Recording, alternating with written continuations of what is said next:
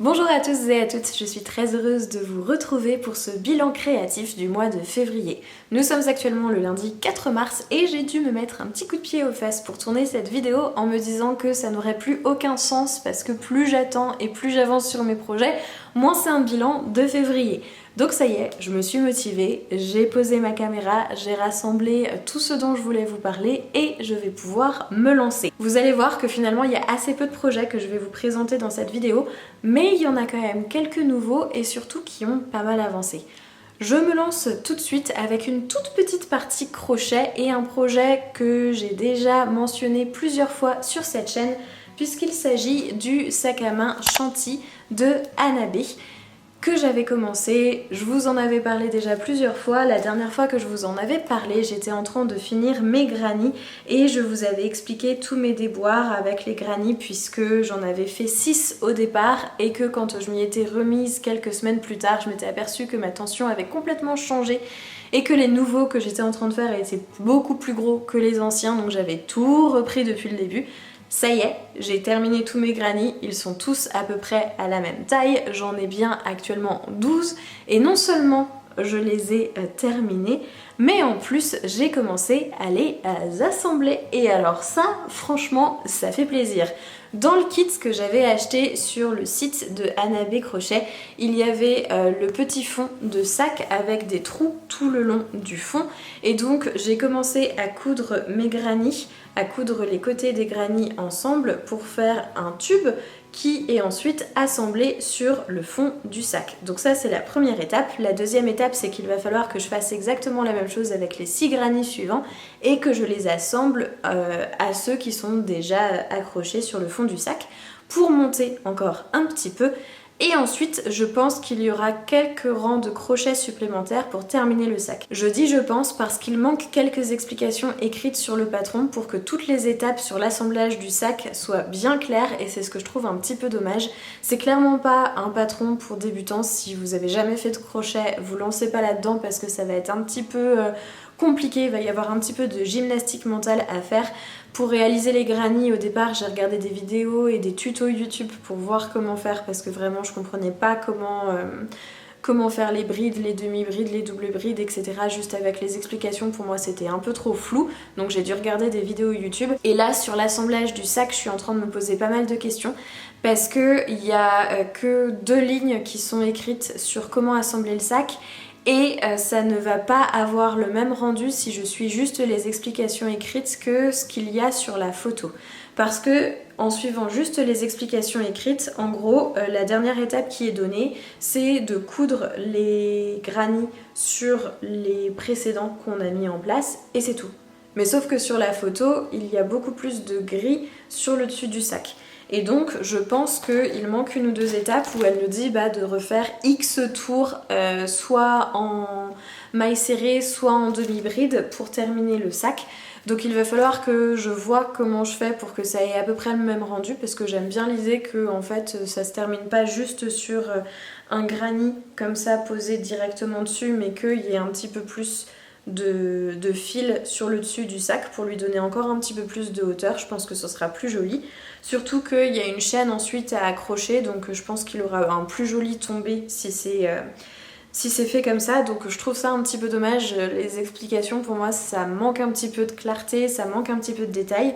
Ceci étant dit, il y a une vidéo sur son site qu'on peut aller voir sur l'assemblage du sac, mais ça ne résout pas le problème des derniers rangs qui sont pas indiqués. Donc voilà, j'ai trouvé que c'était un petit peu léger.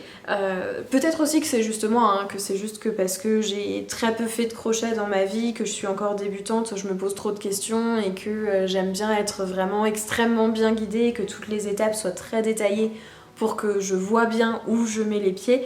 Surtout que je fais partie de la team de personnes qui aiment lire le patron quasiment jusqu'au bout en amont pour avoir une idée des étapes qui vont devoir être réalisées et que ce soit bien clair dans ma tête. Et là, sur l'assemblage du sac, ça m'a un petit peu fait peur au départ. Je pense que c'est aussi pour ça que j'ai mis autant de temps à le réaliser et à me lancer parce que je voyais pas trop où on allait. Donc maintenant que j'ai commencé, que j'ai assemblé la première partie du sac, je me dis que pour assembler la deuxième ça va être super simple, ça va pas être compliqué du tout. Et après je vais voir comment je fais pour les derniers rangs. Peut-être que je ferai à ma sauce, peut-être que je me dirai allez, on y va freestyle, tu tentes des trucs et tu vois ce que ça donne. Dans tous les cas, ça se défait relativement facilement, c'est aussi l'avantage du crochet. Donc ça me fait beaucoup moins peur maintenant et je sais que je vais m'en sortir, je sais que ça va être terminé, peut-être même pour le printemps, ça serait cool. Mais c'est vrai qu'en termes d'écriture de patron, je trouve qu'il manque quand même quelques indications et quelques étapes pour que ce soit bien clair. En ce qui concerne le fil, je vous avais dit que j'avais peur de manquer de fil. Au final, il me reste tout ça de ma deuxième pelote, qui est ma dernière pelote pour finir le sac. J'ai réussi donc à finir tous mes granny avec ce que j'avais comme fil. Maintenant, ça... on dirait pas comme ça, mais il me reste pas tant de fil que ça. Donc ce que j'ai décidé de faire, c'est que pour coudre les granny les uns avec les autres, je défais mes anciens qui étaient trop petits, que je récupère le fil qui était autour et que c'est celui-ci que j'utilise pour faire mes coutures. Comme ça, je peux le découper comme je veux, ça pose aucun problème et je garde un fil qui n'est pas tordu, qui n'est pas coupé, qui n'a pas de marque pour finir le sac. Je me dis au moins ce sera plus joli et c'est pas très grave si j'utilise un fil qui est un petit peu marqué pour faire les coutures des granny entre eux parce que bon, ça se voit pas de toute façon. Donc voilà, donc c'est ce fil là que j'utilise pour faire mes coutures, j'en ai déjà défait un. Au final ça prend quand même vraiment beaucoup de fil de faire ce petit tour. Donc j'ai défait déjà un granny où j'ai récupéré le fil pour coudre mes 6 entre eux. Je vais défaire celui-ci pour le prochain pour coudre mes 6 granny entre eux et ensuite pour faire les derniers rangs de mon sac, eh bien j'utiliserai ma pelote qui n'est pas abîmée pour terminer. Voilà. J'espère que mes explications étaient claires et que je ne me suis pas trop embrouillée parce que des fois on voit très bien ce qu'on a envie de dire mais ça sort pas tout à fait de la même manière. Dans tous les cas, j'ai grave la flemme de retourner cette séquence, donc on va passer directement à la suite et à la partie tricot où j'ai plus de choses à vous montrer. Je dis ça et pourtant je vais commencer par parler d'un projet qui n'a quasiment pas avancé puisque je vais vous parler des I Heart Socks de Stone Knits que j'avais commencé au mois de janvier et je vous avais dit que je voulais les finir pour le mois de février et pour la Saint-Valentin tout particulièrement. Donc clairement ça n'a pas été le cas. J'ai toujours ma première chaussette de terminer, ça n'a absolument pas changé, la seule chose qui a changé depuis la dernière fois c'est que je l'ai lavée et bloquée et par contre ma deuxième chaussette en est à ce stade. J'avais fait le début des côtes au mois de janvier que je vous avais pas montré mais j'avais fait grosso modo la moitié des côtes et depuis j'ai même pas fait la moitié de la tige. J'ai eu une folie chaussette au mois de janvier où j'avais envie de faire plein de chaussettes, j'avais envie de tricoter quasiment que ça et d'ailleurs je vous avais montré que j'avais acheté plein de laine pour faire plein de modèles de chaussettes différentes et en fait en février j'ai pas du tout eu envie de m'y mettre, ça me tentait pas, ça m'intéressait pas, j'avais pas envie et comme le tricot ça doit quand même rester un plaisir avant tout, c'est un loisir hein, donc c'est censé être quelque chose qui apporte du plaisir et qui fait du bien, j'ai pas eu envie de me forcer à tricoter les chaussettes alors que j'en avais pas envie donc au final je les ai tellement peu prises que bah clairement voilà ça n'a pas avancé du tout.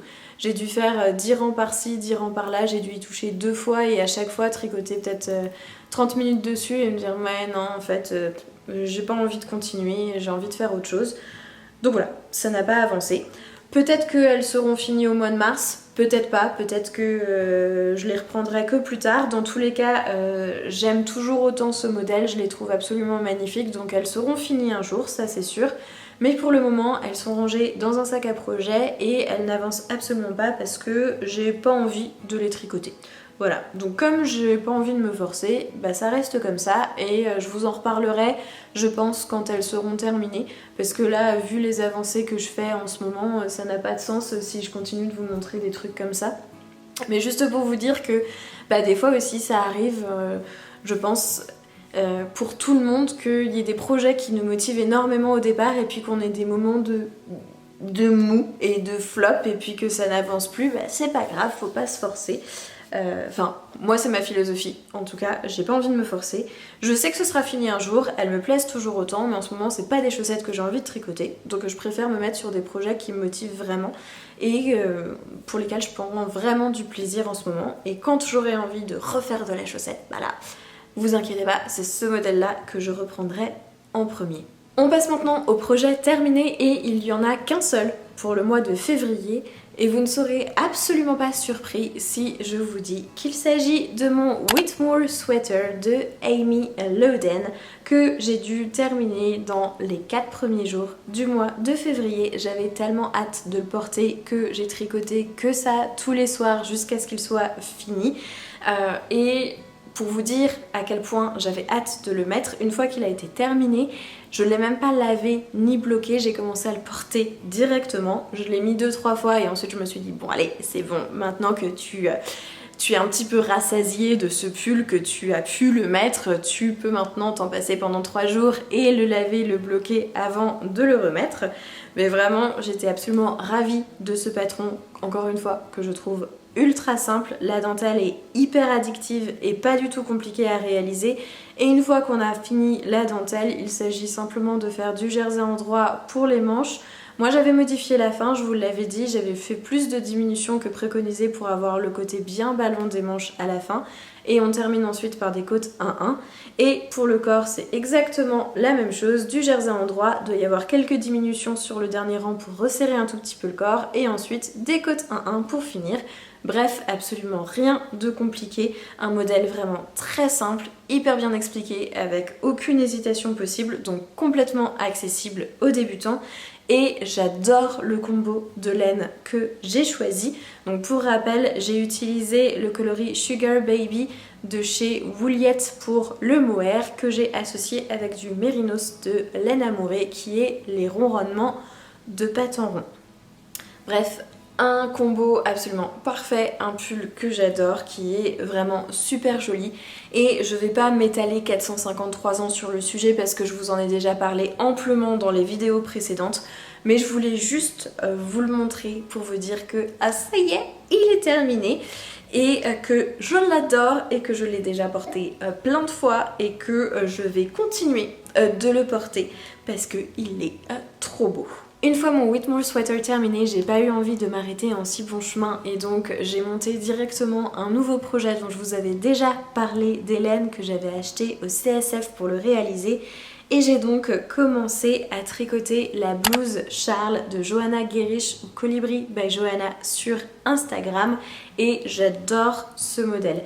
Déjà, je suis hyper contente de la couleur que j'ai choisie. Il s'agit du coloris Lila de chez Liz Taylor que j'ai pris en mohair et en mérino pour avoir cette jolie alternance de matière au niveau des rayures.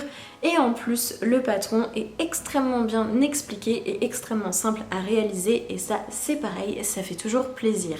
C'est un modèle qui se tricote du haut vers le bas. On commence simplement à monter des mailles sur nos aiguilles pour former le haut du col à l'arrière et ensuite on a un jeu d'augmentation pour former les manches raglan et donc les rayures viennent automatiquement se placer en angle droit au niveau des manches, ce que je trouve super sympa. Je me posais la question justement de savoir comment ça allait se mettre en place et en fait c'est tout simplement avec les augmentations raglan que les rayures viennent se placer en angle droit, donc je trouve ça vraiment très chouette. On a aussi un jeu d'augmentation au niveau du col pour former le col en V. Une fois qu'on arrive à la hauteur désirée et au nombre de mailles préconisées par le patron, on vient rejoindre notre tricot en rond en séparant le corps et les manches et après il suffit de continuer à tricoter tout droit pour le corps en n'oubliant pas d'alterner pour les laines et d'alterner le point pour les textures différentes. Et on fera exactement pareil pour les manches et à la fin des manches il me semble que c'est des manches ballons, donc il doit y avoir des diminutions pour terminer les manches et ensuite on termine avec des côtes et pareil pour le corps. Pour le moment je me suis arrêtée au niveau du corps cette fois-ci encore parce que pour le mérinos je trouve que ça va hyper vite. J'avais 5 pelotes de mérinos qui étaient la quantité, enfin la longueur de fil recommandée par le patron pour la taille que je voulais tricoter. Et j'en suis déjà à ma 3e pelote, sachant que j'ai pas encore tricoté les manches et que toutes les côtes se tricotent aussi en mérinos. Donc je me suis dit, j'arrête le corps maintenant et j'entame le tricot des manches pour être sûre que j'ai suffisamment de mérino pour tout finir, parce que je préfère avoir un corps qui soit un petit peu plus crop que des manches qui arrivent à la moitié des avant-bras. Donc j'ai commencé à tricoter les manches, c'est pour ça que vous voyez que j'ai mes aiguilles qui sont juste ici. Et en fait ça m'a un peu agacée parce que au niveau du mohair, on tricote avec un seul fil de mohair pour les rayures qui sont dans cette matière. Et bien quand on tricote en Magic Loop, ça fait une petite démarcation au niveau du changement d'aiguille parce que le fil est extrêmement fin et qu'il faut vraiment bien serrer. Donc j'ai mis mon tricot en pause parce que je me suis dit que j'allais essayer de trouver un câble plus petit pour pouvoir tricoter en cercle, en circulaire, pour pouvoir tricoter en circulaire plutôt qu'en Magic Loop pour pas qu'il y ait cette démarcation. Donc voilà, pour le moment il est en pause, mais en tout cas c'est vraiment un tricot que j'ai adoré faire jusque là. Je trouve que c'est super agréable, ça avance relativement vite malgré le fait qu'on tricote en 3,5, on voit pas trop le tricot passer. Je pense que c'est dû au fait qu'on alterne tous les 6 rangs entre le mohair et le mérinos et qu'on alterne les points aussi. Donc on a toujours envie d'aller à la rayure suivante, ce qui fait que c'est assez addictif. Et vraiment le rendu pour le moment est super sympa, donc j'ai hâte de le terminer. Ça va être un super pull pour le printemps. Et j'aime énormément le fait aussi que du coup ce soit super léger, parce que jusque là la majorité des projets que j'ai tricotés c'était tricoté en double, donc mine de rien ça ajoute du poids au projet. Mais là le fait qu'il y ait des rayures de mohair tenues seul, ça fait que le tricot est vraiment ultra léger. Le seul point un petit peu négatif de ce tricot, c'est que je coupe mes fils de mérinos à chaque fois que j'ai mes rayures, parce que sinon on voit la ligne où je les fais suivre, ce que je trouvais un petit peu disgracieux, et d'ailleurs dans le patron elle conseille aussi de les couper. Donc à chaque rayure il y a des fils à rentrer. Voilà, c'est le point un petit peu négatif, mais ça se fait, c'est pas non plus le bout du monde, et puis le rendu en vaut vraiment la chandelle. Donc ça c'est le premier pull que j'ai monté en février, que j'ai arrêté peut-être 10 jours plus tard ou 15 jours plus tard parce que j'arrivais aux manches et que je vous disais que je voulais trouver un câble plus adapté pour les tricoter, mais j'avais pas envie d'arrêter de tricoter pour autant. Donc je me suis dit, en attendant de trouver le câble adapté, et si je montais le deuxième pull dont je vous avais parlé, que j'avais envie de réaliser. Ce que j'ai donc fait, puisque j'avais la laine et les aiguilles à portée de main, en attendant de trouver mon câble, je me suis dit, allez, on part pour le deuxième pull. Et je suis donc en train de tricoter le pull Henri de Aurélie Tixier. Aurélie la poule sur Instagram et une poule à petits pas, je crois que c'est ça son site où on peut acheter ses tricots. Enfin ses patrons du moins. Et donc voilà, j'ai commencé à tricoter ce fameux pull Henri et encore une fois je suis ultra fan du modèle, ultra fan du design, et ça change complètement de la blouse Charles dont je vous ai parlé juste avant, puisque pour le pull Henri cette fois-ci ça se tricote du bas vers le haut et que on a un jeu de jeté pour réaliser ces petits trous sur la totalité du pull. Et encore une fois c'est un pull qui est vraiment extrêmement léger, que je tricote avec un fil de mohair, le mohair dont je vous avais parlé dans une de mes vidéos sur mon retour de Norvège, un mohair que j'avais acheté là-bas qui est du mohair de chez Sandnes Yarn.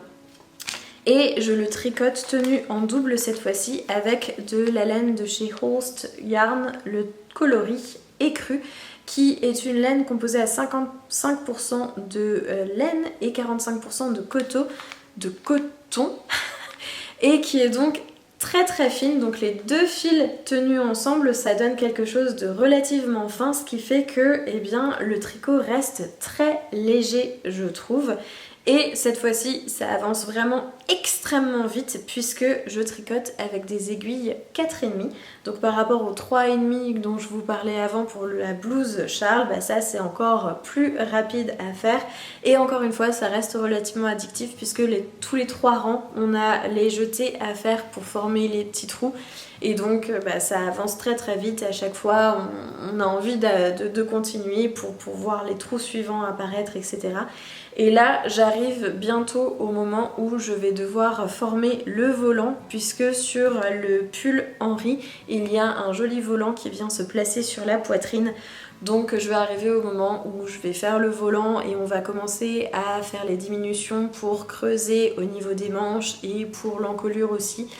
Je sais plus exactement comment c'est formé, mais bon, ça va bientôt venir. Et c'est vraiment hyper agréable à tricoter. Les explications sont très claires. J'ai absolument rien à dire sur le patron. Je trouve que c'est relativement accessible. Et j'ai hâte, encore une fois, de le poursuivre, de voir comment ça va avancer, de le voir prendre forme. Et de le terminer pour pouvoir le porter parce que je pense que ce sera ultra sympa une fois qu'il sera fini. Encore une fois, un très bon modèle pour le printemps qui restera relativement chaud et en même temps très aéré, donc avec probablement un petit débardeur écru en dessous ou beige en dessous pour protéger quand même un petit peu du vent à travers tous ces petits trous. Mais vraiment un modèle que j'adore tricoter, qui monte ultra vite, le patron est très très simple. Et donc depuis que j'ai commencé ce modèle, j'ai totalement délaissé la blouse Charles pour me plonger à cœur perdu dans ce patron là. Et il n'est pas impossible que je termine celui-ci avant que je termine la blouse Charles, parce que vraiment je trouve que c'est extrêmement agréable à tricoter. Et c'est le modèle vers lequel je me tourne en permanence en ce moment, dès que j'ai un petit peu de temps devant moi, pour tricoter tout simplement. J'ai fait le tour de tous les projets que j'ai avancés au mois de février et avant de se quitter, j'aimerais vous parler de quelques acquisitions. La première que je vais vous montrer, c'est ce super joli pochon ou sac à projet que j'ai reçu de chez Bobine de Fil et Aiguille. J'ai participé au mois de janvier au concours qui était organisé par Lysandre Ourdin sur le challenge Termine tes whips, et donc j'avais posté 2 photos je crois sur Instagram avec le hashtag qu'elle proposait et j'ai eu la chance d'être sélectionnée pour gagner un des lots qui étaient proposés par les partenaires qu'elle avait pour le mois de janvier pour ce concours. Et donc j'ai gagné un super joli pochon. Solène de Bobine de Fil et Aiguille m'a ensuite contactée pour me demander de choisir un tissu pour qu'elle puisse réaliser le pochon et ensuite me l'envoyer. Et donc c'est ce que j'ai fait et je l'ai reçu courant février. Il est vraiment super joli et pile la bonne taille pour trimballer mon pull Henri de Aurélie Tixier qui rentre pile poil là-dedans avec les pelotes dont j'ai besoin pour le réaliser. Il a donc 2 petites anses sur le dessus, hyper pratique pour le transporter. Il est fermé par un cordon et à l'intérieur j'ai le droit à une doublure jaune pétante super bien accordée avec le tissu que j'ai choisi pour le dessus du pochon. Donc vraiment très très très mignon. Je vous mettrai son compte Instagram dans la barre d'infos si jamais ça vous intéresse et que vous avez envie d'aller voir ses créations parce que franchement ça vaut le détour, c'est vraiment trop chou. Et la deuxième acquisition dont je voulais vous parler pour ce mois de février, il s'agit d'un kit couture de chez Liz Taylor que j'ai eu sur Choose App. Quand j'ai vu que Liz Taylor organisait une vente sur Choose App, je me suis précipitée sur l'application pour voir ce qu'il y avait. Ça faisait longtemps que j'avais envie de me remettre à la couture, donc j'en ai profité quand j'ai vu qu'il y avait des kits qui étaient en promotion avec des niveaux de difficulté extrêmement bas. Pour les débutants, je me suis dit c'est l'occasion idéale. J'avais espéré qu'il y aurait de la laine aussi, mais il n'y en avait pas, donc c'est pas grave. Je me suis dit c'est l'occasion de te remettre à la couture. J'ai donc craqué pour le modèle jupe Lisette de chez Liz Taylor sur Choose App dans un tissu qui est vraiment beaucoup trop mignon puisque c'est un tissu avec des petits chats. Il y a de ça quelques années, j'avais une robe noire avec des renards blancs dessus que j'ai portée jusqu'à ce qu'elle soit trouée de partout. et ce tissu m'a rappelé cette robe, donc je me suis dit que c'était l'occasion parfaite d'essayer de me remettre à la couture avec un tissu qui me rappelle de bons souvenirs, avec un modèle qui apparemment n'est pas compliqué. Voilà, je me suis dit que c'était le combo idéal. Donc j'ai reçu le kit il y a maintenant de ça 15 jours je pense, et il est rangé sous la table du salon en attendant patiemment que je trouve le courage de m'y mettre, parce que même si j'ai très envie de faire ce modèle et que j'ai très envie de me lancer là-dedans, ça me fait quand même un petit peu peur, parce que le tricot, je trouve que ça pardonne beaucoup plus. Si on tricote un projet, qu'on se trompe, on peut y tricoter, même si c'est casse-pied, ça se fait bien et ensuite ça permet de réparer ses erreurs facilement, alors que la couture, une fois que c'est coupé et que c'est cousu, même si on découd, ça fait quand même des traces sur le tissu. Si c'est mal coupé, bah après pour récupérer le truc, c'est la catastrophe. Là en plus, j'ai 2 coupons de tissu, donc je me dis qu'il faut vraiment que je coupe les trucs bien pour que je place les coupons avec le motif dans le même sens et que je me retrouve pas avec l'avant de la jupe avec les chats dans le bon sens et l'arrière de la jupe avec les chats à l'envers. Bref, ça me... Je veux pas dire que ça me stresse, hein, ça reste du loisir, donc c'est quelque chose que j'ai envie de faire, mais j'appréhende un petit peu plus de me lancer là-dedans, j'appréhende un peu plus de me tromper. Donc j'ai vraiment envie de m'y remettre, parce que je vois passer plein de modèles absolument magnifiques, notamment chez Liz Taylor. Et j'avais cousu quelques vêtements il y a de ça quelques années, mais j'avais toujours eu de l'aide. Et la seule pièce que j'ai cousue toute seule, c'était une jupe de chez Make My Lemonade dans un tissu que j'adore, et je porte la jupe malgré le fait que l'ourlet, au lieu d'être bien droit, fait des grandes vagues comme ça. Alors quand je mets la jupe, tout le monde me dit non mais ça se voit pas, on dirait que c'est fait exprès, ça fait comme si c'était une jupe un peu tulipe et tout. Mais pas du tout, de base c'était vraiment censé être droit et j'ai jamais eu le courage de la défaire pour reprendre le truc, surtout qu'il y a vraiment un endroit sur la jupe où c'est beaucoup plus court que le reste, donc au lieu de faire une jupe mi-jambe comme qui arrive à mi-mollet comme c'était censé être le cas, si je devais tout reprendre ce serait quasiment au-dessus du genou, bref c'était la catastrophe. Donc voilà, je me dis que là il va falloir que je prenne les choses dans le bon sens, que je fasse bien attention à comment je coupe, comment je couds, et voilà, j'appréhende un tout petit peu plus. Mais je suis très contente d'avoir fait l'acquisition de ce modèle et de ce kit, et j'ai vraiment hâte de m'y mettre, donc qui sait, peut-être que le mois prochain je reviendrai pour vous dire que j'ai tenté l'expérience ou que j'ai cousu ma jupe. Mais voilà, je me dis que ce serait vraiment chouette si j'arrivais à m'y mettre et que ça me remettrait un pied dans la couture. Cette fois-ci, j'ai vraiment fait le tour de tout ce dont je voulais vous parler pour ce bilan créatif du mois de février. J'espère que vous aurez apprécié cette vidéo. De mon côté, comme toujours, j'ai adoré passer du temps avec vous et je vous dis à très vite.